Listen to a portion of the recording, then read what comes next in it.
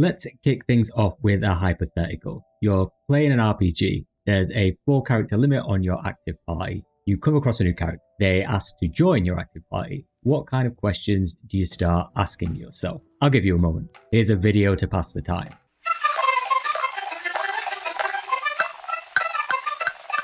So what criteria did you have going through your mind? Were you asking yourself, how well does this character synergize with my active party? What would be the narrative impact of this person joining my party? Do I even like this character? Why are you asking me hypothetical? Let's just chuck them in and see how they perform. It may be just one of those questions that pops up. It may be all. For some playing RPGs out there, choosing who makes the cut can be a bit of a struggle. And in this video, I wanted to explore why we feel that way, what external and internal factors influence our decisions, and how some divergences in genre can make these choices more or less complex. Let's first examine why we even have a party in the first place. An obvious precursor to console and PC RPGs was D&D. Delving even further into the past, the notion of a band of adventurers setting out on some quest is a tale as old as time. But when you add structure, rules, and active participation, you've got a game. We won't be delving into what inspired D&D or anything like that, but suffice it to say, it laid the groundwork for what we could consider the optimal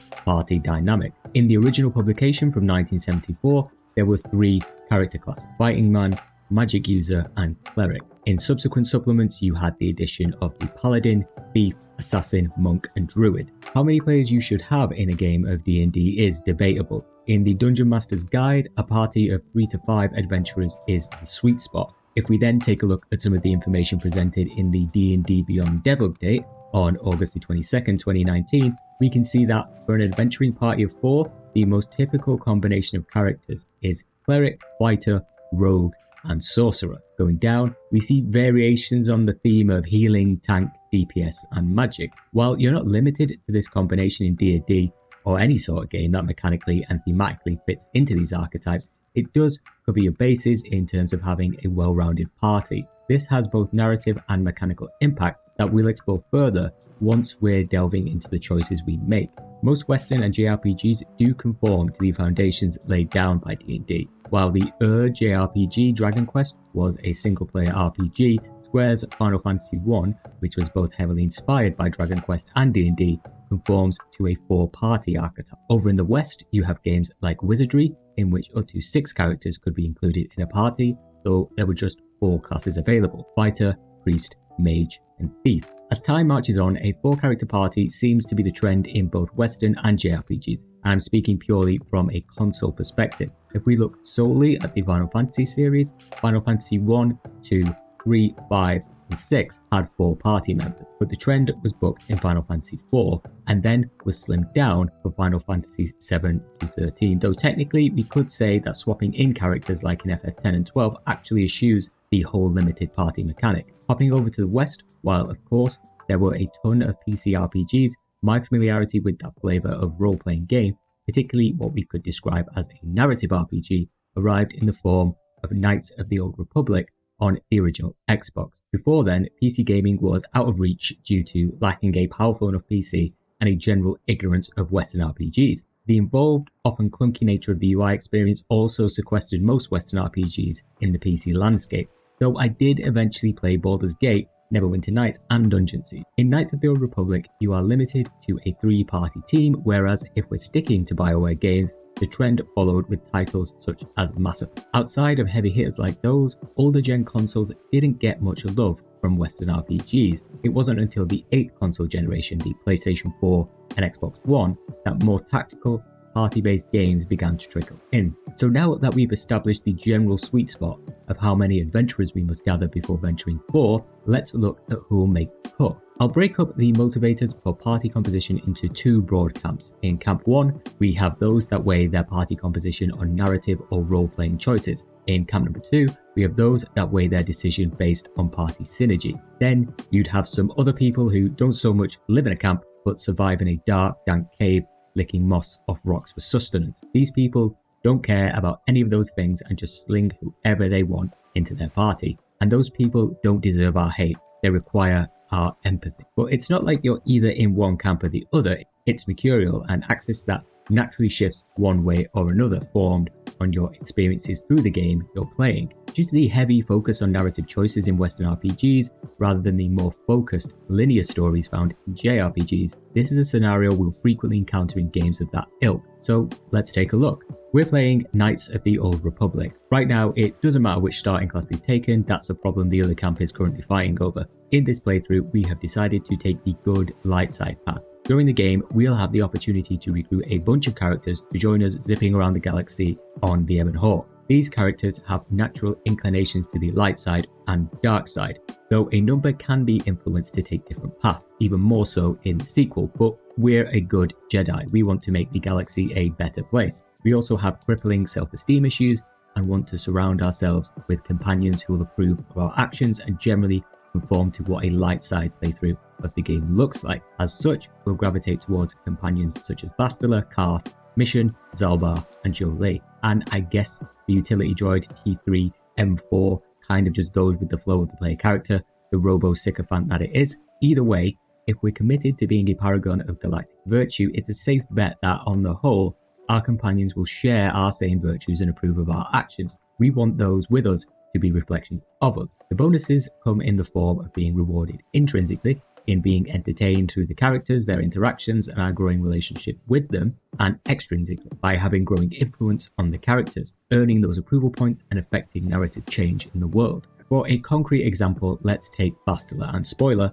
her fall to the dark side at the end of the game. If we've been playing a good character, have spent time with her, and even romanced her, there exists an even stronger motivation for us to bring her back into the party. On the dark side of things, in a playthrough that conforms more to the harsher, evil choices, we'd maybe favour having the Mandalorian mercenary Canderous in our party, or the assassin droid HK-47. But let's be honest, who doesn't enjoy having HK-47 in their party? Commentary. I say we blast the meat bag and save you the trouble, Master. Our choices may be somewhat limited, but at least we have the option to surround ourselves with morally darker characters who'd be more agreeable to our choices. This is obviously a very glib way of examining party composition based on a narrative presence. Much like light or dark side, who we include in our party at any given moment may be influenced by the role-playing dynamics we wish to maintain. Perhaps you want people who will constantly be at odds with you in your party rather than a bunch of sycophants. Maybe your goal is to massage characters around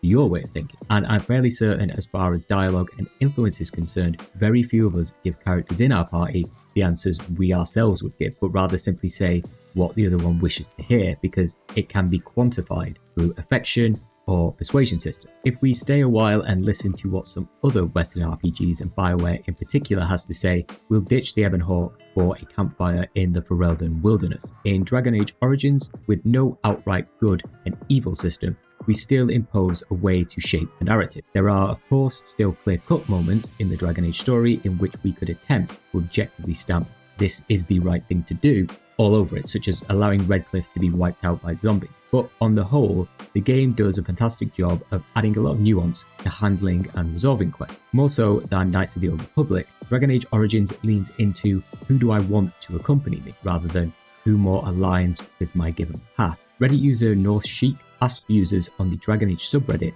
to participate in a survey several years ago, posing various questions about their playing habits and other external factors around their experience of the 3 games in the series. Of the around 2.5k users who participated in the survey, one surprising fact, to me at least, was that nearly half the respondents played as a mage. That seems to be a common thing on PC. No idea it was so popular. Rogue all the way. While it is difficult to interpret from the data which is the most popular companion, we could extrapolate from the most popular romance choices which characters were more preferred, and therefore had a higher chance of being in the active party. And I know a number of unromanceable party members are also in the game. It's just really difficult to get hard data on this stuff. In Dragon Age Origins, with party banter along the road and companions sharing their opinion on your actions, I found it more difficult to stray from who I wanted in my active party. I not only chose to be a rogue because I enjoy the playstyle, but that decision was also informed by who I wanted from a narrative standpoint in my party and who I needed. One genuinely difficult decision I encountered when playing the game for the very first time is the moment that you recruit Wynn, a spirit healer, who makes life during your journey significantly easier. And when I say significantly easier, this is from the standpoint of not being familiar with all the mechanical nuances of D&D inspired games. You can only recruit Wynn if you side with the Circle of the Magi, and 75% of those in the aforementioned survey did side with the Circle. At this moment, I'd arrived at an impasse. I had my player character being all roguish, Alistair for his tanking abilities and narrative enjoyment, Morrigan for her magic and the bants, and Liliana to bust out some sweet bardic riffs. I had forced myself to ditch one of them, and yeah, I know you can probably get on just fine without Wynne, but in my defense, I was extremely uninformed of the mechanic Western RPGs were based on. I only knew materia combos and grinding for AP. In my head, I believed having 2 mage characters would make the party too spongy. Ultimately, Morrigan got the chop. Mechanically, I was content. Narratively, I felt like I had just cut out a core part of why I'd been enjoying the game so much. The only saving grace to this is that you can choose to specialize Morrigan as a spirit healer, which lessened the sting further into the game. But during that time, having Wynne in the party was akin to those times you went off to have fun as a kid, but one of your parents had to tag along just existing and being uncool. And mum, no, just stay over there, alright? I'll shout if I need something, alright? God. Wynne's not a particularly bad character or anything, she just wasn't the character I wanted on my team, saving the world. Similarly, having characters that don't readily slot into good or bad in your party lends more weight to decisions. There's a portion in the Circle of the Magi quest where if you have Morrigan in your party and Wynne then finds out she's an apostate, she'll attack you. Likewise, Morrigan will disapprove unless your coercion skill is high enough to dodge it. On the Dragon Age fandom page, it even tells you how to cheese this. At the climax of the quest, if we're still on the Morrigan train, you gain approval with her if you side with Templars, and that's just a small example within the entire narrative of Dragon Age Origins that may affect not only your party composition, but the decisions you take. I love her, the game. But what happens if your actions truly make a character just disappear? This decision between mechanical use and narrative enjoyment can come to a head when there are situations in games where you will legitimately lose access to a character, whether through someone stabbing them blowing themselves up, or simply piecing out because of philosophical differences. Many people will remember playing Mass Effect 1 and the decision between Kaidan and Ashley on Vermeer. Spoilers for a game that's over 15 years old now, but on Vermeer, planet in the game, a bomb has been planted as part of an assault. It has to go off. As Commander Shepard, you are forced to choose between one of these 2 characters. Just one can survive, so who's it going to be? There was a poll by Reddit user Lukerich that surveyed around 5,000 users. Just over 57% chose Ashley, and the rest sided with Kaidan. When examining the motivation to save that character, the top answer was that one character was liked more than the other. Good job, it's just a game. I don't think I'd feel too great having to tell that little fact to a person's next of kin at some kind of military funeral. Great person, sorry I left him behind to die, we just weren't vibing, my condolences. The second largest factor was that they were Shepard's love interest. Thirdly, and this was my choice, the other character was boring, which is Kaidan. A damp towel on a bathroom floor has a more engaging personality. Or the space racist, which is Ashley. The other choices participants were given related to the plot, shooting wrecks or protecting the guns, while at 8.5% is the one that we're interested in, a choice guided by their utility in battle. Now, I agree with this being less important than story in this case for a few reasons, the most prominent being that, honestly, on normal difficulty in Mass Effect, you can pretty much survive with anyone in your party, but why wouldn't you be choosing Garrus, Liara, or Rex? Come on. Kaidan's more a biotically inclined wet blanket wearing the skin of a man, whereas Ashley is your rooty-tooty, point-and-shooty intergalactic figure. Do I think this decision would have been difficult if, say, you had to make the choice between Liara or Garrus or Rex? If that were the case, the influence of battle utility would have taken an even further back seat. If the player had known at the time that in choosing to continue from a clear save from the previous games, their choices would ripple out for 2 more games, would they have chosen differently? In Baldur's Gate 3, circumstances can conspire so that 2 characters who have been in your party for a good amount of time will attempt to duel to the death. By this time, chances are that you have adventured with or spoken to both Lae'zel and Shadowheart, the 2 about to engage in a stabby battle. Just don't use Sacred Flame Shadowheart and I think you'll make it through. You'll have formed an opinion of them not just on how they synergize with your party, but through dialogue exchanges, reactions to your decisions, and even romance them. When this moment arrives, it's a shock. A lot of games condition us, media in general, that no one ever really dies, but much like on Vermeer with Rex, or in the Thunderdome under Tina Turner's harsh but fair rule, someone's gonna die, unless you make the persuasion check. By doing nothing, Shadowheart will slit Lae'zel's throat, which means no more Githyanki bedtime stories. You can attack Shadowheart, that's it, keep using Sacred Flame Shadowheart, sending her lovingly into Shah's embrace, or you can make a D10 roll and calm them both down. I did not pass this roll the first time. I had to fight Shadowheart, and the funny thing was that I was romancing her, and boy was I in for a shock. But hey, the die has spoken, I had to go through with it. This is the consequence of nah. I just save-scummed and re-rolled. But the point is, at that moment, as part of my generally noble rogue playthrough, I didn't want either of them to die. Shadowheart was in my party, Lae'zel too, or until I stuck Karlach in there, but even still, I went for the middle ground not because one character was better or worse for my party's composition, it was the choice born from wanting to affect the narrative direction that I wanted to see in the world. I almost wish there had been no everyone kiss and make up choice to really force me to examine which of those camps I pitched a tent in that night. In JRPGs, oftentimes a party character's narrative impact takes a backseat to their combat utility. Unlike Western RPGs, who you have in your party rarely affects quest outcomes or the story as a whole. In large part, this is due to JRPGs having a more unmalleable narrative, as they are more focused on telling a fixed story.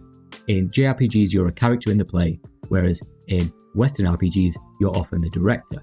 In a game such as Final Fantasy VII, where your party are quite homogeneous in their stat growth, with defining factors being limit breaks, it doesn't really matter who you kill God with. Cloud, Tifa, the bear in a marshmallow, the slum drunk, the rat dog.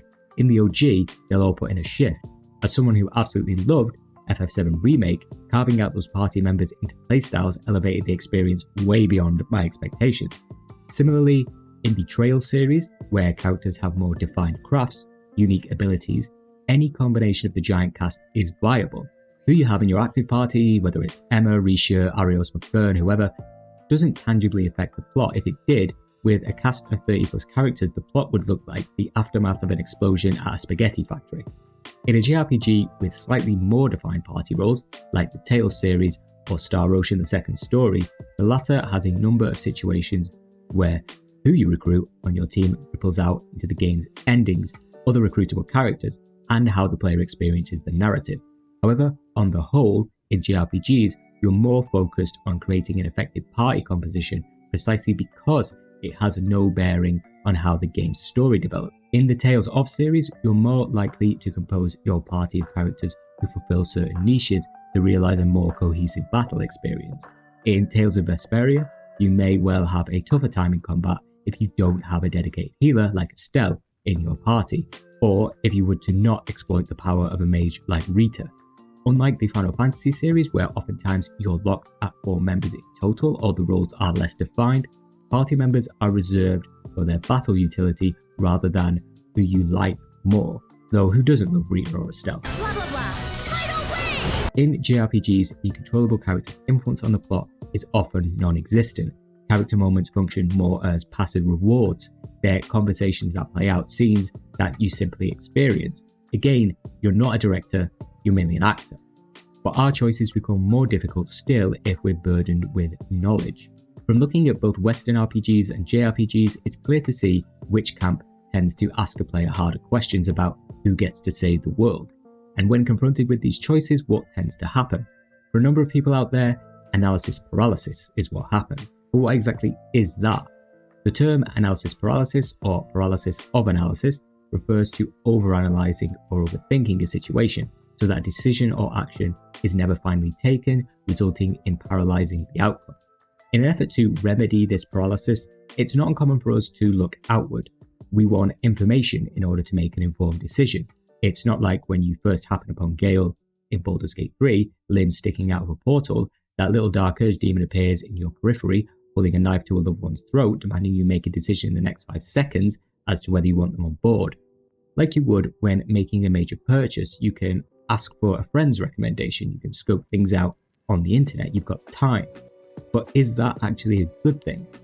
While recently playing Star Ocean the Second Story, I was aware that you're limited to the number of characters you can include in your party. I could have simply played the game, made decisions that I felt were right in the moment, and had a more organic experience.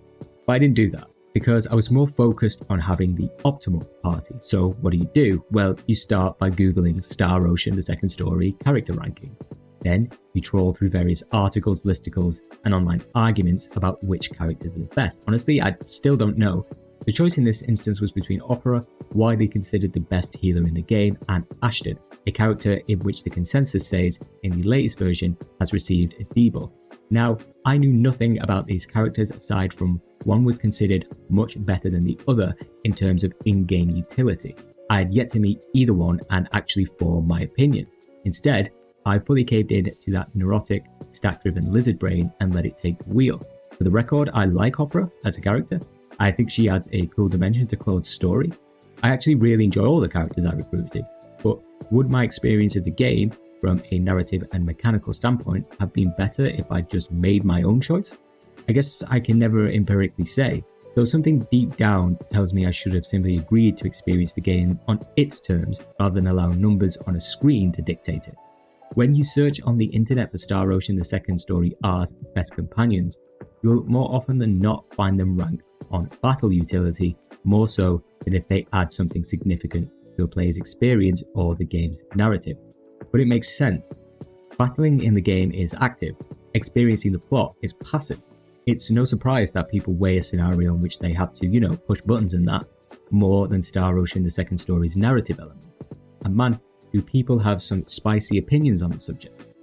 Whether we like it or not, with innumerable opinions and information sitting within that little glowing tablet in our pocket, it's all too easy to cave into that nagging feeling of, am I empirically doing the right thing? So what happens when you don't really care about, any of that?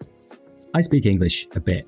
Being from the north, I can travel a few hundred miles further still and reach Newcastle. Geordies, as they're known, speak a form of English, bless them. On the whole, you understand them just fine, but every so often, there are certain turns of phrase, idioms and whatnot that catch you off guard. But then they're explained and you understand. Games within genres are like this. Chances are, if it's a Western RPG, JRPG, FPS, etc., you understand the basic language and learn the lingo as you progress in the game. Basic concepts like party composition, which stats matter for the character you're playing, go without saying. What happens when a person who has little to no idea of these conventions picks up a game in a genre they're unfamiliar with, unburdened by what's optimal or the right way to play? Do they have more fun? It's actually a difficult topic to find information on. Think about it. Who has more chance of sharing their thoughts online? Someone who actively enjoys the genre and its games, or someone who picked a game on a whim during a sale or thanks to the hype, played it for a hot minute, and then ditched it to gather dust on a digital shelf? Perhaps those people who just blindly grab a game, complete it, and then forget about it, have a purer experience than those who yearn to delve further than the surface level. I don't know, maybe? Firm on YouTube played Baldur's Gate 3 as someone who admits they don't play RPGs. During this run, aside from not being familiar with some of the game's mechanics, after crash landing in the Emerald Grove, they stumbled upon a group that had captured Lae'zel. Firm, whether for comedic effect or genuine choice, chooses to not rescue Lae'zel and literally leaves her hanging to continue the game. Given how Lae'zel was featured in Larian's stats, I'd be right in saying the majority of players help her out. I mean, she's on the game's cover after all, and even at this early point we understand the relevance of her character on the plot as a whole. And even from a mechanical point of view, having more people in your party, unless you're going down a specific route of play, is generally a good thing. Good on Larian for making this a decision you can take, but for many people, actively shying away from not just a recruitable character but a plot-relevant character is unthinkable. Similarly, in Larian's video featuring Elijah Wood and Sean Astin, Elijah chooses the Dark Urge character, along with drinking up some forbidden knowledge and kicking a squirrel's face off. When Elijah, or should I say the Dark Urge, happens upon Gale, unlike Therm, who leaves Lae'zel to rot in her birdcage, Elijah plays into his character's role, severing Gale's hand. And mages like having hands. Did these broadly inexperienced styles of play make for a better experience? No, just a different one. A game's genre has the power to dictate our play experience before we've even loaded it up. Is the prospect of making those decisions of who accompanies us on our journey and who sits at camp stuck in an idle animation for dozens of hours something that we welcome? Is the forced rigidity on the optimal team enhancing our experience or crippling it? Who's having more fun? Someone who's arguing on a forum about character tier lists, or the guy gleefully booting a rodent into the stratosphere? But both. You never get a second chance to experience something for the first time, but as long as you're having fun, then there's no wrong way to enjoy a game. Unless you choose Caden over Ashley. Fuck him.